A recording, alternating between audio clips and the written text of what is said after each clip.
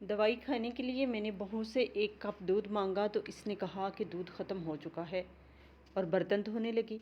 کچھ دیر بعد میں نے دیکھا کہ وہ بلی کے آگے دودھ کا پیالہ رکھ رہی ہے۔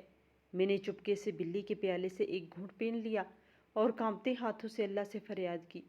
یوں ہی سر اٹھایا، اللہ کی قدرت دیکھ کر ہوش اڑ گئے۔ اپنی گھر والی عورت آج مجھ سے اتنا گندا کام کروایا گیا کہ میں حیران رہ گئی۔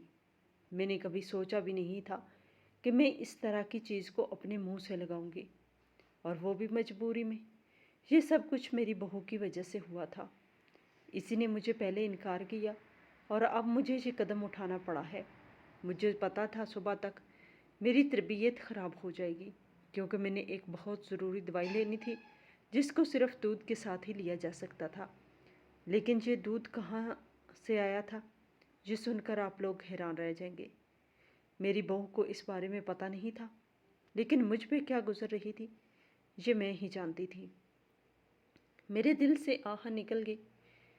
کہتے ہیں کہ صرف منہ سے بد دعا دینے سے تو کبھی کبھی کچھ نہیں ہوتا، کیونکہ انسان چلتے پھرتے بھی بہت سے لوگوں کو ایسی الٹی سیدھی بد دعائیں دیتا رہتا ہے، لیکن جو بنا بد دعا دیے دل سے آہ نکلتی ہے نا، وہ عرش کو ہلا دیتی ہے۔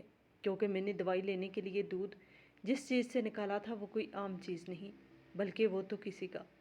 میرا نام حمیدہ ہے اور میں ایک عمر رسیدہ عورت ہوں۔ میں نے اپنی زندگی کا بیشتر حصہ اصولوں اور روایات کے ساتھ گزارا ہے۔ کہتے ہیں کہ جب اپنی پسند کی بہو نہ لائی جائے اور بیٹے کی پسند سے بہو گھر میں آئے تو وہ گھر کا برا حال کر کے رکھ دیتی ہے۔ لیکن میں نے تو اپنی پسند سے بہو لائی تھی، اور میرا بیٹا تو اس فیصلے سے بالکل لا علم تھا۔ وہ بیرون ملک مقیم تھا اور کام کے سلسلے میں اکثر گھر سے دور رہتا تھا۔ میں نے بڑی سوچ سمجھ کر چاند سی لڑکی پسند کی تھی۔ اس کا نام ثانیہ تھا اور وہ بہت خوبصورت اور بااخلاق لڑکی تھی۔ مجھے اس کے بارے میں یقین دلایا گیا تھا کہ وہ میرے ساتھ اچھا سلوک کرے گی اور میرا بھرپور خیال رکھے گی۔ میں نے یہ رشتہ اپنوں میں نہیں بلکہ غیروں میں کیا تھا، کیونکہ آج کل اپنوں پہ بھروسہ کرنا بھی مشکل ہو چکا ہے۔ مجھے امید تھی کہ یہ رشتہ نہ صرف میرے بیٹے کے لیے خوشیاں لائے گا بلکہ میرا گھر بھی آباد کرے گا۔ جب میرا بیٹا واپس آیا تو میں نے فوراً شادی کی تیاریاں شروع کر دی۔ وہ صرف 1 مہینے کے لیے آیا تھا اور مجھے لگا کہ یہ وقت بہترین ہے کہ اس کی شادی کروا دی جائے۔ میرا بیٹا سلیم خوش مزاج اور سمجھدار تھا، لیکن وہ میری پسند پر زیادہ دھیان نہیں دیتا تھا۔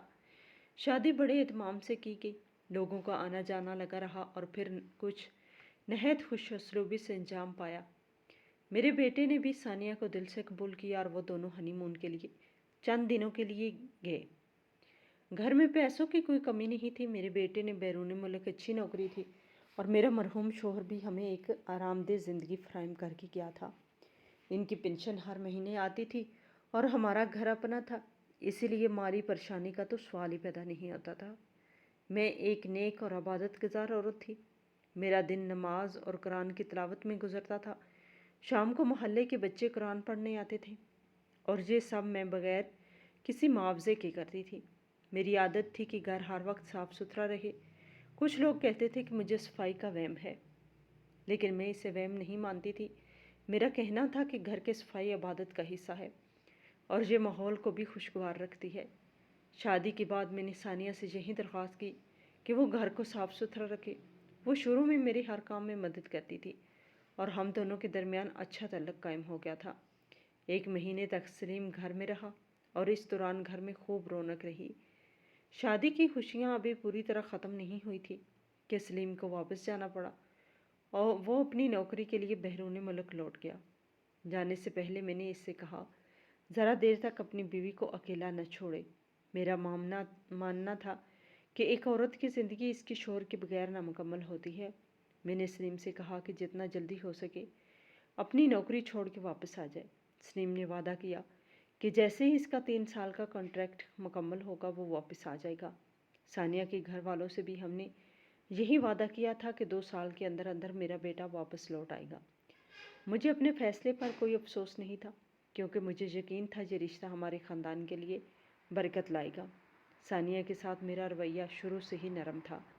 میں نے اس سے کبھی زیادہ توقعات وابستہ نہیں کی، سوائے اس کے کہ وہ گھر کو صاف رکھے اور میرے ساتھ اچھا سلوک رکھے۔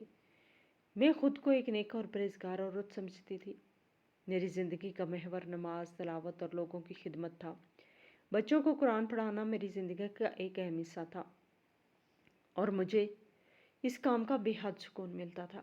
مجھے یہ بھی معلوم تھا کہ سلیم کی غیر موجودگی میں ثانیہ کا دل لگانا آسان نہیں ہوگا، لیکن مجھے امید تھی کہ وقت گزرنے کے ساتھ وہ ان تمام حالات کو سمجھ لے گی۔ میرے لیے سب سے اہم بات یہ تھی کہ گھر کا سکون قائم رہے اور ہم سب ایک دوسرے کے ساتھ محبت اور احترام سے پیش آئیں۔ اب میرا بیٹا واپس جا چکا تھا اور گھر کی ذمہ داریوں کا بوجھ میرے اور ثانیہ کی کندھوں پہ تھا۔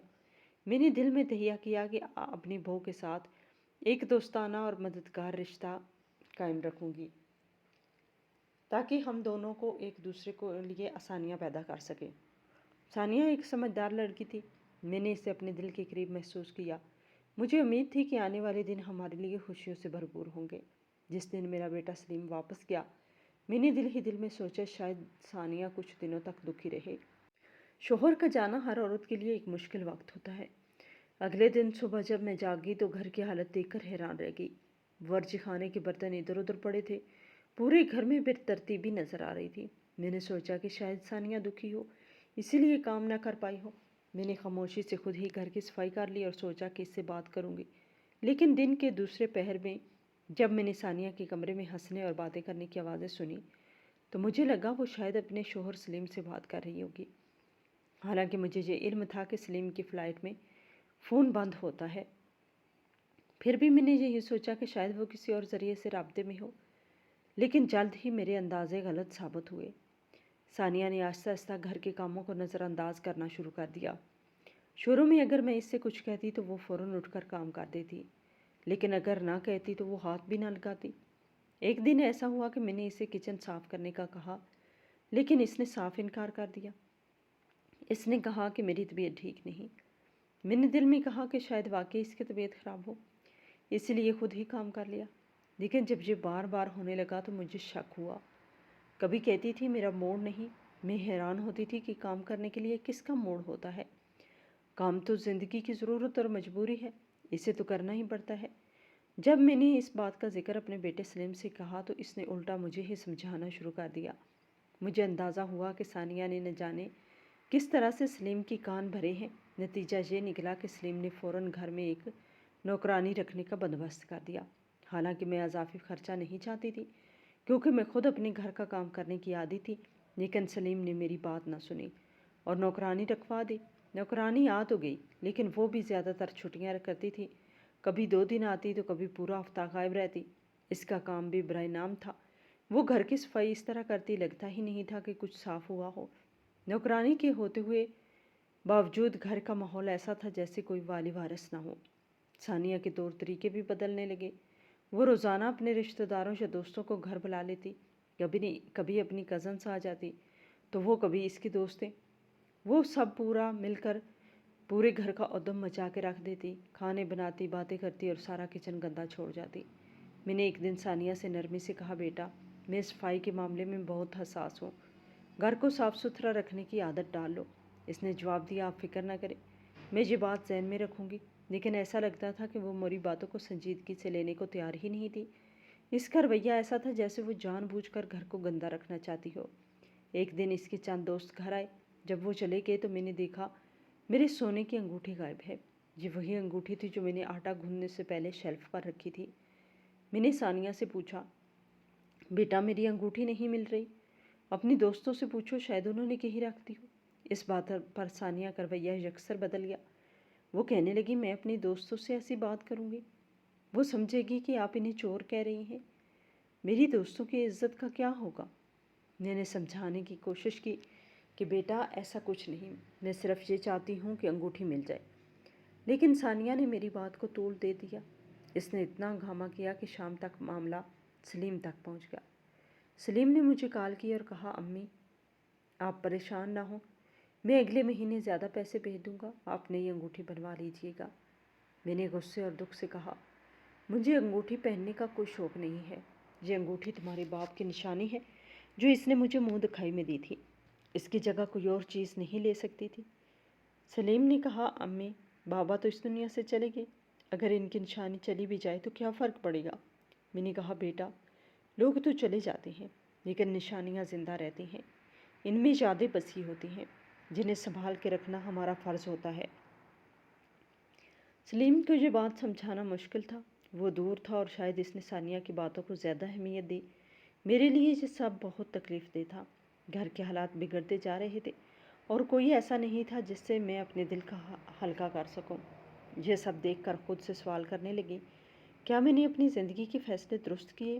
کیا میں نے اپنی بہو چننے میں کوئی غلطی کی؟ میرے دل میں یہ خدشہ پیدا ہونے لگا کہ اگر حالات ایسے ہی رہے تو یہ گھر سکون کا گہوارہ نہیں رہے گا۔ جس دن ثانیہ نے گھر میں کھانا بنانا چھوڑ دیا وہ میرے لیے ایک اور آزمائش کا آغاز تھا۔ میں جانتی تھی کہ وقت کے ساتھ حالات بدلتے ہیں، مگر ایسا بدلاؤ جس میں سکون چھن جائے اور رشتے بوجھ بن جائے، اسے سمجھنا اور برداشت کرنا میرے لیے مشکل ہو رہا تھا۔ میرے جسم میں اب وہ توانائی باقی نہیں تھی کہ میں ہر روز کھانا بنا سکوں۔ اگر کبھی بناتی بھی تو پورے دن میری طبیعت خراب رہتی تھی۔ کمزوری اور شوگر کی بیماری نے مجھے بے بس کر دیا تھا۔ جب میں نے یہ بات اپنے بیٹے سلیم سے کی تو مجھے امید تھی وہ میرا درد سمجھے گا اور کچھ حل نکالے گا، لیکن اس کا جواب میرے لیے مزید تکلیف دہ تھا۔ وہ بولا، امی ایک تو میں جہاں موجود نہیں ہوں اور وہ بیچاری دکھی رہتی ہے، ایسے میں اس سے گھر کی ساری ذمہ داریاں پوری نہیں ہو پاتی۔ آپ بھی تو سمجھے یہ اس کی پہلی شادی ہے، اسے آپ کی طرح تجربہ نہیں ہے، آپ اسے چھوڑ دیا کریں، معاملات کو آسانی سے دیکھیں۔ میں حیرت میں رہ گئی کہ میرے بیٹے نے جو کبھی میری ہر دکھ درد کا سہارا تھا آج میری بجائے اپنی بیوی کا دفاع کر رہا ہے۔ اس نے مزید کہا کہ اب آپ گھر میں دو ہی تو لوگ ہیں، اتنے بھرے بھرے کھانے بنانے کی کیا ضرورت ہے؟ بازار سے لے لیا کریں، کھا لیا کریں۔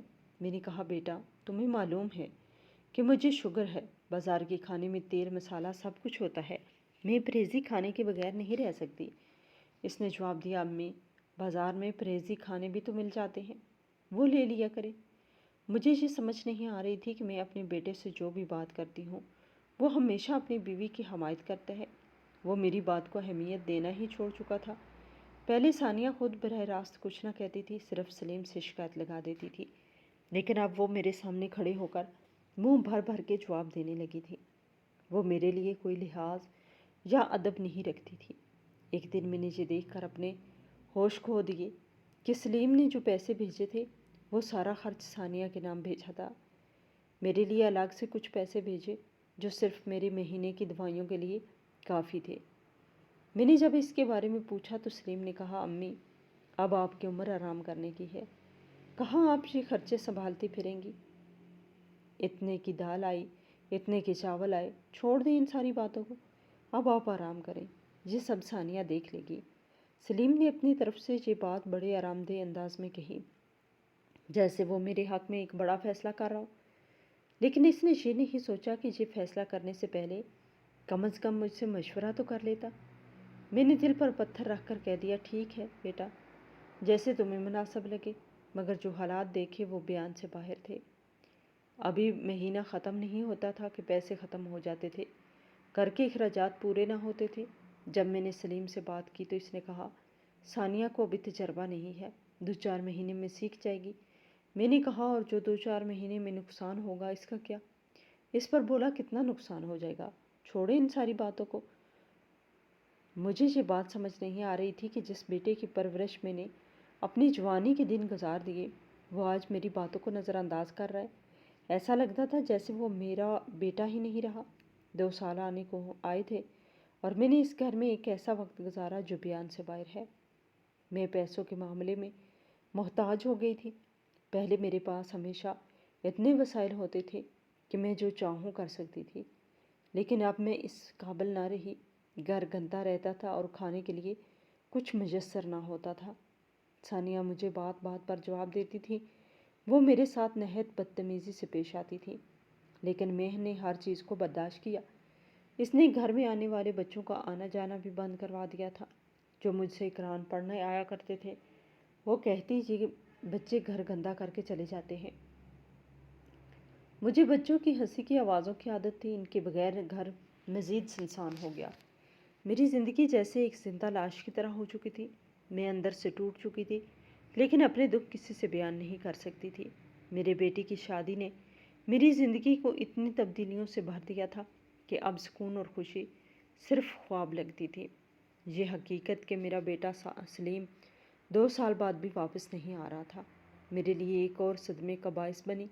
میری امیدوں کا سہارا یہی تھا کہ وہ واپس آ کر حالات کو بہتر بنائے گا، لیکن جب اس نے کہا کہ وہ مزید 1.5 سال تک نہیں آئے گا، میرا دل جیسے دہل کے رہ گیا۔ اس کی باتوں سے واضح تھا کہ وہ اپنی بیوی اور اس کے گھر والوں کے مشورے کے زیر اثر تھا، اور میرے جذبات و خواہشات کی اسے کوئی پرواہ نہیں تھی۔ جب سلیم نے کہا کہ اس نے اپنے سسرال والوں سے بات کر لی ہے اور وہ راضی ہیں کہ وہ پاکستان نہ آئے، تو میری حیرت کی کوئی انتہا نہ رہی۔ میں نے پوچھا، بیٹا تم نے یہ سب کچھ خود ہی طے کر لیا؟ میرے بارے میں نہیں سوچا؟ میں کیسے رہوں گی باہر کے ملک میں؟ میری عمر ایسی ہے کہ میں اپنی مٹی چھوڑ کر کہیں اور نہیں جا سکتی۔ مجھے یہیں مرنا اور جینا ہے۔ میرے جتنے تھوڑے بہت رشتہ دار ہیں وہ یہیں پر ہیں۔ لیکن سلیم نے بڑی لاپرواہی سے کہا، امی اس بارے میں بعد میں بات کریں گے، ابھی تو میں واپس نہیں آ رہا۔ میرا یہاں رہنا ضروری ہے۔ میں اپنا کام پکا کرنا چاہتا ہوں، فلیٹ خریدنا ہے، پھر آپ اور ثانیہ کو بلا لوں گا۔ سلیم کے اس فیصلے کے بعد میری زندگی اور بھی دشوار ہو گئی۔ ثانیہ کو جب یہ یقین ہو گیا کہ سلیم جلد واپس نہیں آ رہا تو اس نے میرے ساتھ سلوک مزید خراب کر دیا۔ وہ دن رات مجھ سے بدتمیزی کرتی اور چھوٹی چھوٹی باتوں پر جھگڑتی۔ اب تو نوبت یہاں تک آ گئی تھی کہ وہ مجھے کھانے کے لیے بھی کچھ نہ دیتی۔ میں اپنی بیماری اور کمزوری کی وجہ سے کھانے پینے کی محتاج ہو گئی تھی، لیکن اسے میری تکلیف کی کوئی پرواہ نہ تھی۔ ثانیہ نے مجھے مزید پریشان کرنے کے لیے گھر میں ایک بلی پال لی تھی۔ اسے بلیوں کا بے حد شوق تھا، لیکن مجھے جانوروں سے سخت نفرت تھی۔ میرا یہ اعتراض صرف نفرت کی وجہ سے نہیں تھا، بلکہ میری پریشانی یہ تھی کہ بلی کی موجودگی گھر کی صفائی کو متاثر کر رہی تھی۔ جانور جہاں چاہیں گندگی کر دیتے ہیں، اور بلی تو خاص طور پر کسی جگہ کا خیال نہیں رکھتی۔ مجھے ایسا لگتا تھا کہ گھر کی کوئی جگہ بھی صاف نہیں رہی جہاں بیٹھ کر نماز پڑھ سکوں۔ بلی کا ہر وقت گھر میں ادھر ادھر گھومنا اور گندگی پھیلانا میرے لیے ناقابل برداشت تھا۔ میں نے کئی بار ثانیہ سے کہا کہ بلی کو کسی اور جگہ لے جائے یا کسی اور کو دے دے، لیکن وہ میری باتوں کو مکمل نظر انداز کر دیتی۔ ثانیہ نے نہ صرف بلی کو گھر میں رکھا بلکہ اس پر مہینے کے 30,000 روپے تک خرچ کرنے شروع کر دیے۔ وہ بلی کے لیے مہنگی خوراک خریدتی جو باہر کے ملکوں سے منگوائی جاتی تھی، بلی کے کھلونے، اس کے آرام کے لیے خاص برتن اور نہ جانے کیا کیا چیزیں۔ مجھے حیرت اس بات کی تھی کہ یہ سب کچھ سلیم کو بھی معلوم تھا، لیکن اس نے کبھی اپنی بیوی کو کچھ نہیں کہا۔ جب میں سلیم سے اس بارے میں بات کرتی تو وہ کہتا، امی اس کو بلیاں پسند ہیں، اگر اس سے خوشی ملتی ہے تو آپ اسے منع نہ کریں۔ جب بھی میں بلی پر خرچ کے بارے میں کچھ کہتی تو ثانیہ فوراً جواب دیتی، آپ میرے معاملے میں نہ بولیں، یہ میرا پیسہ ہے، میں جیسے چاہوں خرچ کروں۔ وہ میرے سامنے کھڑے ہو کر انتہائی بے ادبی سے بات کرتی، اور مجھے یہ افسوس ہوتا کہ میرے بیٹے کی غیر موجودگی نے مجھے مکمل طور پر اس کے رحم و کرم پر چھوڑ دیا ہے۔ میری سب سے بڑی پریشانی یہ تھی کہ میں نماز بھی سکون سے نہیں پڑھ سکتی تھی۔ بلی کا ہر وقت گھر میں گھومنا، گندگی کرنا اور ثانیہ کی طرف سے کسی بھی صفائی کا انتظام نہ کرنا میرے لیے اذیت کا باعث تھا۔ اس نے کبھی صفائی کا خاص خیال رکھا نہیں تھا، اور مجھے آج تک اسے نماز پڑھتے ہوئے بھی نہیں دیکھا تھا۔ اس کا وقت بلی کے نخرے اٹھانے میں گزرتا تھا، اور عبادات کی اہمیت اس کی زندگی میں کہیں نظر نہیں آتی تھی۔ مجھے یہ محسوس ہونے لگا تھا کہ ثانیہ نے پورے گھر پر مکمل کنٹرول حاصل کر لیا ہے۔ وہ ہر فیصلے میں خود مختار تھی، اور میری کوئی بات اس کے لیے معنی نہیں رکھتی تھی۔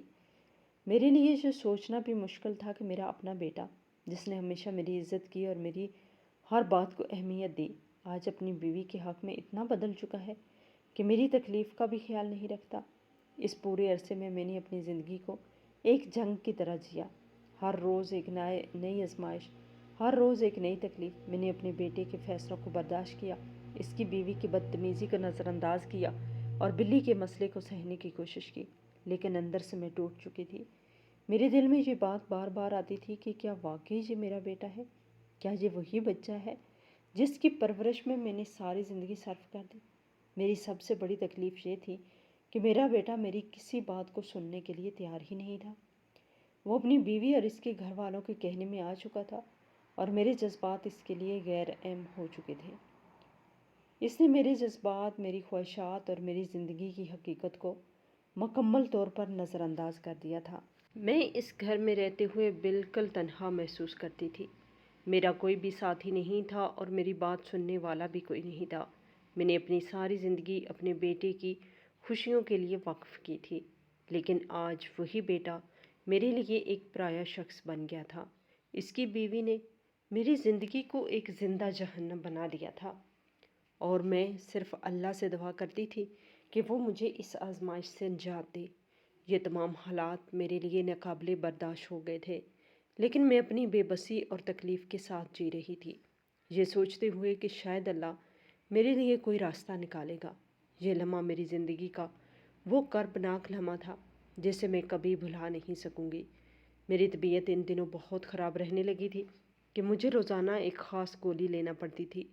یہ گولی بہت گرم تاثیر کی تھی، اسی لیے اسے دودھ کے ساتھ لینا ضروری تھا۔ اگر میں اسے پانی کے ساتھ لیتی تو میری طبیعت مزید بگڑ جاتی۔ بلڈ پریشر اور شوگر خطرناک حد تک بڑھ جاتے تھے۔ ایک بار پانی کے ساتھ گولی لینے کا تجربہ کر چکی تھی، جس کے بعد مجھے شدید گرمی لگنے لگی تھی اور طبیعت اتنی خراب ہو گئی تھی کہ میں بستر سے اٹھ نہیں سکتی تھی۔ گھر میں راشن کی کمی نہیں تھی، لیکن وہ سب کچھ جیسے میری دسترس سے باہر تھا۔ میں اتنا ہی نکالتی تھی جتنا میری ضرورت کے لیے کافی ہو، خاص طور پر گولی کے ساتھ دودھ کا ایک گھونٹ۔ دودھ میرے لیے اب صرف دوا کی طرح تھا، ورنہ مجھے کبھی دودھ پسند نہیں آیا۔ میں اپنی ضرورت کے لیے ثانیہ سے کبھی کبھار دودھ مانگتی، لیکن ہر بار اس کا رویہ میرے دل کو توڑ دیتا۔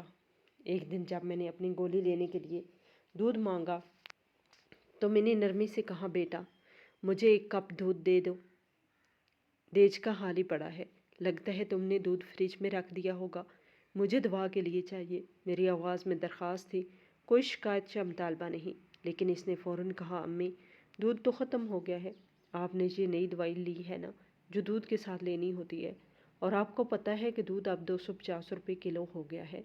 اس کی بات نے مجھے حیران کر دیا۔ میں نے دھیمے لہجے میں کہا، بیٹا مجھے معلوم ہے، لیکن یہ میری مجبوری ہے، میں شوق سے نہیں پی رہی، مجھے دودھ اچھا بھی نہیں لگتا، لیکن گولی کے لیے کہہ رہی ہوں۔ میں نے یہ بھی کہا کہ اگر میں دوا نہ لوں تو میری طبیعت خراب ہو جائے گی اور گھر میں کوئی نہیں ہے مجھے ہسپتال لے جا سکے۔ میری بات سن کر وہ چپ ہو گئی، لیکن اگلے ہی لمحے اس نے کہا، پھر دوائی ہی نہ لی۔ یہ کہہ کر وہ وہاں سے چلی گئی، جیسے میری بات مکمل طور پر غیر اہم ہو۔ مجھے سمجھ نہیں آ رہا تھا کہ میں کیا کروں۔ میری طبیعت خراب ہو رہی تھی اور مجھے دوائی لینی تھی۔ میں کمرے میں بیٹھی اپنی پریشانی میں گم تھی کہ اچانک میں نے دیکھا کہ ثانیہ اپنی بلی، جسے وہ محبت سے مانو کہتی تھی، اس کے لیے ایک برتن دودھ سے لبالب بھر کے رکھ رہی تھی۔ وہ بلی کے ساتھ ہنس رہی تھی، اس کے ساتھ کھیل رہی تھی، اور مجھے اس بات کا شدت سے احساس ہوا کہ ایک جانور کے لیے اس کے پاس دودھ کی کوئی کمی نہیں تھی، لیکن اپنے شوہر کی بیمار ماں کے لیے اس کے دل میں ذرا بھی رحم نہیں تھا۔ یہ منظر دیکھ کر میرے دل پر کیا گزری اسے لفظوں میں بیان کرنا ممکن نہیں۔ میری حالت ایسی تھی کہ میں اپنے بیٹے کو یاد کر رہی تھی، اپنے شوہر کے وہ دن یاد کر رہی تھی جب وہ 5-5 کلو دودھ گھر لاتے تھے اور مجھے کبھی کسی چیز کے لیے محتاج نہیں ہونا پڑا تھا۔ میرے لیے یہ سوچنا بھی ناممکن تھا کہ آج وہی عورت جو صفائی پسند اور خود مختار تھی، اس مقام پر آ گئی تھی کہ ایک جانور کے برتن سے دودھ پینے پر مجبور ہو گئی۔ میری طبیعت خراب ہو رہی تھی اور میں جانتی تھی کہ اگر گولی نہ لی تو حالات مزید بگڑ جائیں گی۔ مجبوری کے عالم میں میں نے بلی کے برتن سے تھوڑا سا دودھ لیا، ایک گھونٹ پیا اور گولی کھا لی۔ اس لمحے میرے آنسو بے قابو ہو گئے، میرے دل میں درد تھا اور میں خود کو انتہائی بے بس محسوس کر رہی تھی۔ میری آنکھوں کے سامنے وہ دن گھومنے لگے جب میں اپنے شوہر کے ساتھ خوشحال زندگی گزار رہی تھی۔ ہمارا گھر سکون کا گہوارہ تھا اور دودھ جیسی معمولی چیز کی فراوانی تھی۔ میں اپنے شوہر اور بیٹے کے لیے گرم دودھ کرتی تھی، چائے بناتی اور سب کے لیے ناشتہ تیار کرتی، لیکن آج وہ سب کچھ ماضی کی یاد بن چکا تھا۔ آج میں اپنے ہی گھر میں بے یار و مددگار تھی اور میرے لیے دودھ جیسی معمولی چیز بھی حاصل کرنا مشکل ہو گیا تھا۔ ثانیہ کی بے حسی نے میرے دل کو مزید توڑ دیا۔ میں نے اس پر کوئی الزام نہیں لگایا، نہ ہی کوئی بد دعا دی، لیکن اس لمحے میرے دل سے ایک فریاد نکلی۔ میں نے آسمان کی طرف دیکھا اور کہا، میرے رب تو ہی انصاف کر۔ میری زندگی کے یہ لمحے میرے لیے ایک آزمائش تھے، اور میں ان آزمائشوں میں صبر کرنے کی کوشش کر رہی تھی، لیکن میرے دل کا درد ایسا تھا جو صرف میرا خدا ہی سمجھ سکتا تھا۔ میں اپنے کمرے میں جا کر بیڈ پر بیٹھ کے دل میں خوف اور اضطراب کی کیفیت چھائی ہوئی تھی۔ میں نے اپنے رب سے دعا کی، یا اللہ میری طبیعت خراب نہ ہو۔ مجھے معلوم تھا کہ بلی کے جھوٹے برتن سے دودھ پینے کے بعد طبیعت بگڑ سکتی تھی۔ میرے ذہن میں اسلامی تعلیمات کا خیال آ رہا تھا کہ بلی پلیت نہیں ہوتی۔ حضرت عائشہ رضی اللہ تعالیٰ عنہا نے بلی کے جھوٹے برتن سے کھا لیا تھا، اور ہمارے نبی صلی اللہ علیہ وآلہ وسلم نے بلی کے جھوٹے پانی سے وضو کیا تھا۔ یہ سب باتیں اپنی جگہ ٹھیک تھی، لیکن دل کو ایک عجیب بے چینی تھی۔ بلی کے برتن سے اس طرح سے دودھ پینا میرے لیے نہایت معمولی اور ناقابل قبول بات تھی۔ وہ منظر بار بار میری نظروں کے سامنے گھوم رہا تھا جب میں نے بلی کے برتن سے دودھ لیا تھا۔ میں نے اپنے آپ کو یہ کہہ کے تسلی دی کہ میری نیت صاف تھی۔ میں نے یہ قدم صرف اپنی صحت کی خاطر اٹھایا تھا، لیکن دل مطمئن نہیں ہو رہا تھا۔ چند گھنٹے بعد اچانک میری بہو ثانیہ کے کمرے سے چیخنے کی آواز آئی۔ وہ چیخ ایسی خوفناک اور دل ہلا دینے والی تھی کہ میں فوراً گھبرا گئی۔ میرے دل کی دھڑکن تیز ہو گئی اور میں جلدی سے اس کے کمرے کی طرف دوڑی۔ ثانیہ کی یہ عادت تھی کہ وہ اپنی پالتو بلی مانو کو گلے لگا کے سوتی تھی۔ وہ بلی کو اولاد جیسا پیار کرتی تھی اور اکثر کہتی تھی کہ میرا شوہر تو باہر ہے، میری کوئی اولاد بھی نہیں ہے، اسی لیے مانو میرے دل کا سکون ہے۔ لیکن حقیقت یہ تھی کہ وہ خود ہی اپنے شوہر کو واپس آنے سے روک رہی تھی۔ اس نے اپنے شوہر سے کہہ رکھا تھا کہ وہ بیرون ملک بیٹھ کر صرف پیسہ کمائے اور اسے بھیجتا رہے۔ شوہر کی غیر موجودگی میں وہ اپنی بلی کو اپنی تنہائی کا ساتھی بنائے بیٹھی تھی، لیکن اس دن جو ہوا وہ ناقابل بیان تھا۔ جب میں کمرے میں داخل ہوئی تو سامنے کا منظر دیکھ کر میرے قدم زمین میں جم گئے۔ ثانیہ کے گلے سے خون بہہ رہا تھا اور اس کی گردن پر ایک گہری چوٹ واضح تھی۔ چوٹ بالکل اس جگہ تھی جہاں شہرک ہوتی ہے۔ ثانیہ زمین پر پڑی گھرا رہی تھی، اس کے چہرے پر درد اور خوف کے آثار نمایاں تھے۔ میں نے فوراً قریب جا کر اس کی حالت کو جانچنے کی کوشش کی، لیکن میرے ہاتھ کانپنے لگے۔ میں نے فوراً اپنی ہمسائی کو آواز دی، جس کے شوہر کے پاس ایک ٹیکسی تھی۔ وہ لوگ میری آواز سنتے ہی بھاگے چلے آئے۔ ہم نے جلدی سے ثانیہ کو گاڑی میں ڈالا اور ہسپتال کی طرف روانہ ہو گئے۔ راستے میں ثانیہ کی حالت مزید بگڑ رہی تھی، اس کی آنکھیں بند ہو رہی تھیں اور وہ ہلکے ہلکے کرا رہی تھی۔ میرا دل بیٹھا جا رہا تھا۔ میں نے دل ہی دل میں دعائیں شروع کر دی، یا اللہ اس کی زندگی بچا لے۔ اسپتال پہنچتے ہی ڈاکٹر نے فوراً ثانیہ کا معائنہ کیا۔ اس کی گردن پر گہری چوٹ تھی اور خون مسلسل بہہ رہا تھا۔ ڈاکٹروں نے فوری طور پر اس کا علاج شروع کیا اور بتایا کہ چوٹ بہت خطرناک ہے، اس کے گلے پر ٹانکے لگانے پڑیں گے اور خون کی کئی بوتلیں چڑھائی جائیں گی۔ ثانیہ کی حالت اتنی خراب تھی کہ 2 دن تک ہم سب کی جان سولی پلٹ کی رہی۔ وہ ICU میں تھی اور ڈاکٹر نے کہا کہ اگلے 48 گھنٹے بہت اہم ہیں۔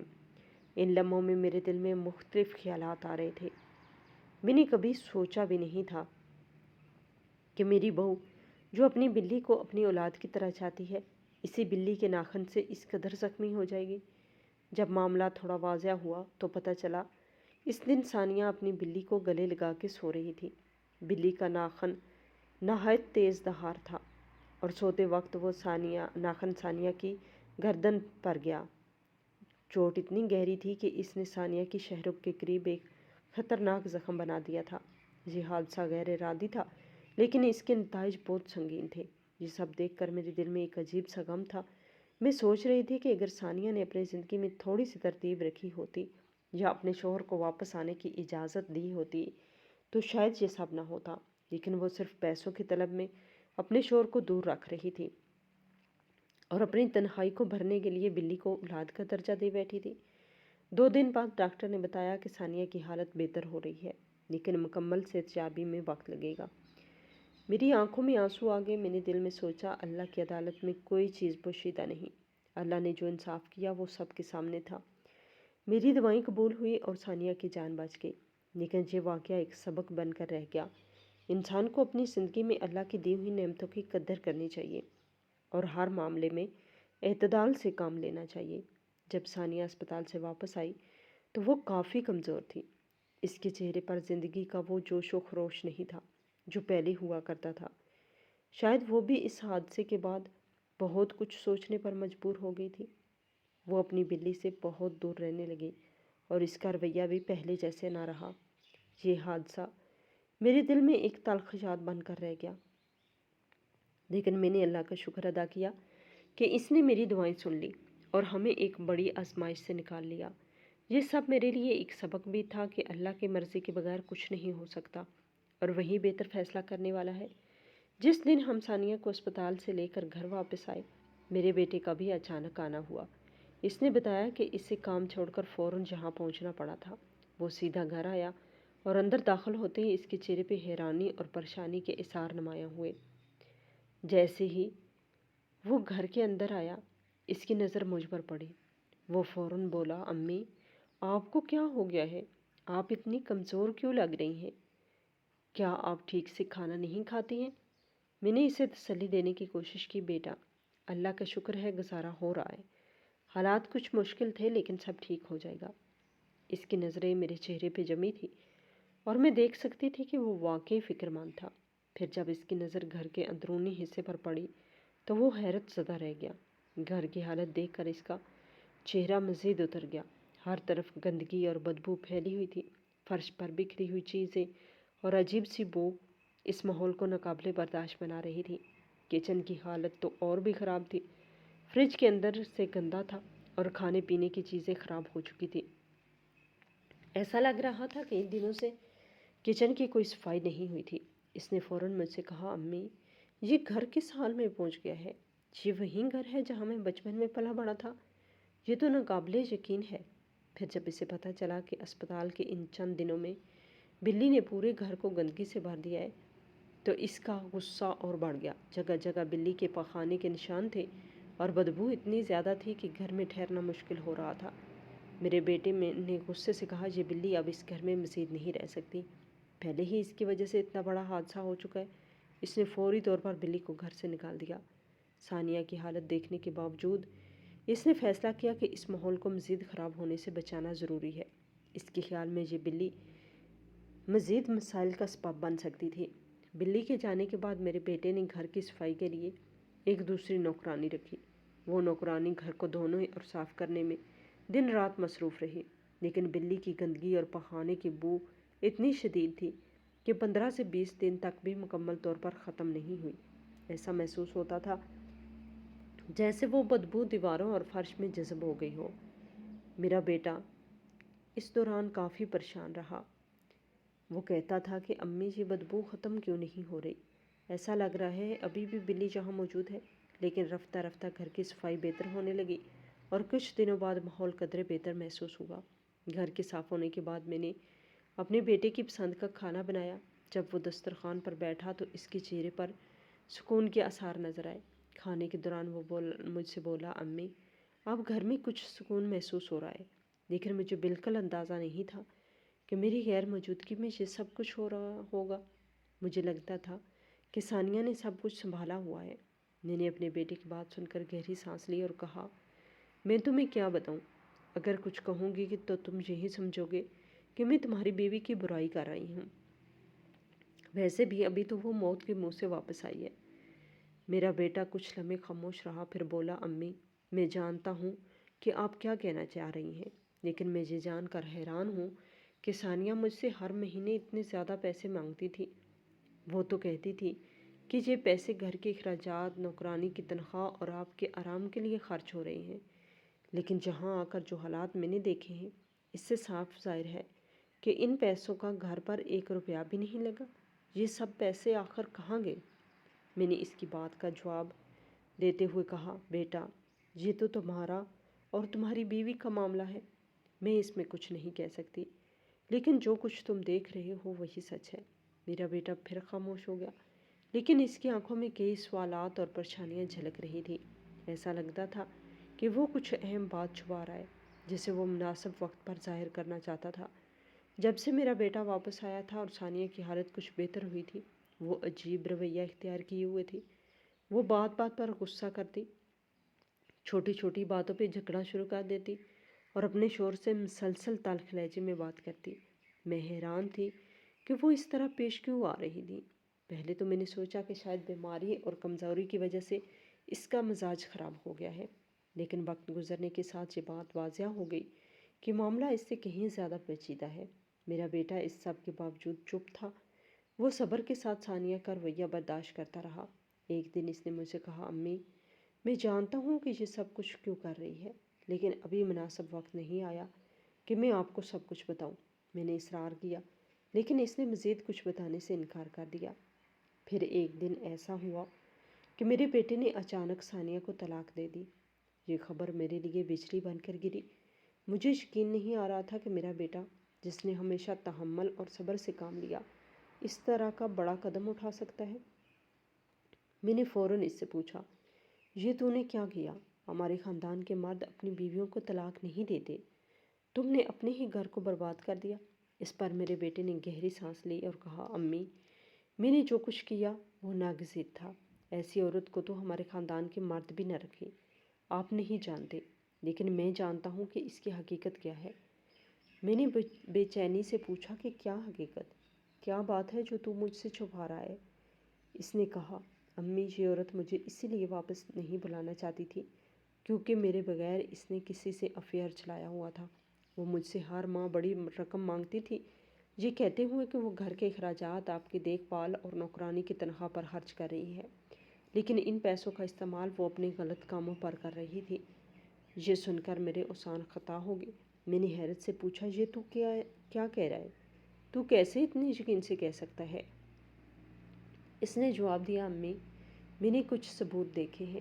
اس کے فون پر پیغامات تھے، اس کے رویے میں غیر معمولی تبدیلیاں تھیں اور اس کے آنے جانے کے اوقات مشکوک تھے۔